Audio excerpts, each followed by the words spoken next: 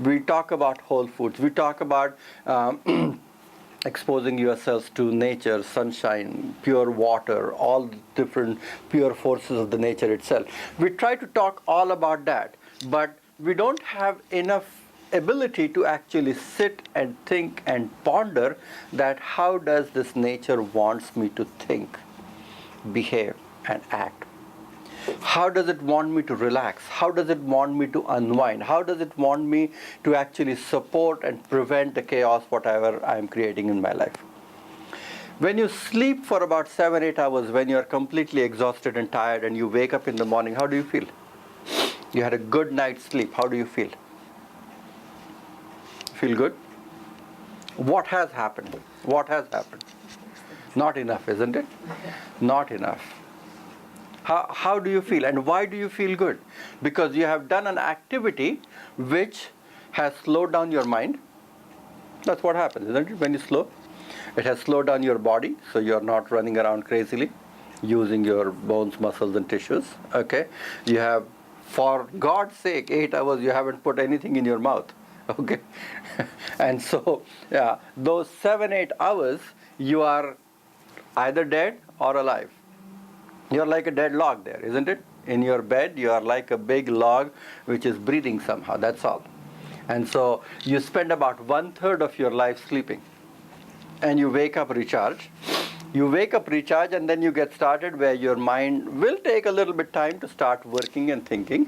But thereafter you will feel good, and then you will start burning it up, and then it will just take you back into your protection and will recharge the batteries of you, and then you will be an Energizer bunny next day. So when we say that, if at all nature's ability for me to think, allow, ponder is only when I sleep, can I create some states during my day which allows me to connect with this whole pulsating, vibrating universe around me, which actually guides me in every little activity I do, every little decision I make, every little thinking I do, where I have to actually connect and align myself exactly how these things are coming, not from my individual petty mind, but coming from a cosmic mind.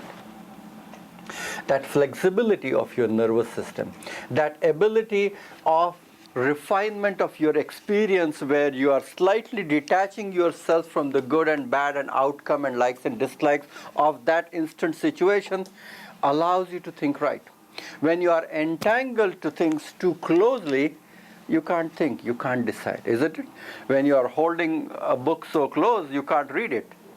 You have to hold it a little bit back, then you can see and read it, isn't it? So if a situation is very entangled, your ability to step back and relax. What we did just before the class started, just for a moment, a couple of minutes, we closed our eyes and we let our body know that we are here and we are going to start something which is a little bit different than what I was doing since morning. Okay? You just changed the state of your awareness by a conscious activity of letting your body know what you were trying to do, which actually allows your mind to be naturally present during that activity. So if you are texting while listening to me, either you are texting or listening to me, you are not doing both the things at the same time. You think you are doing both the things, but you are not. Okay? If you are eating while watching television, you are either doing one of the things, okay, or anything else. And we do these so-called multitasking activity all the time.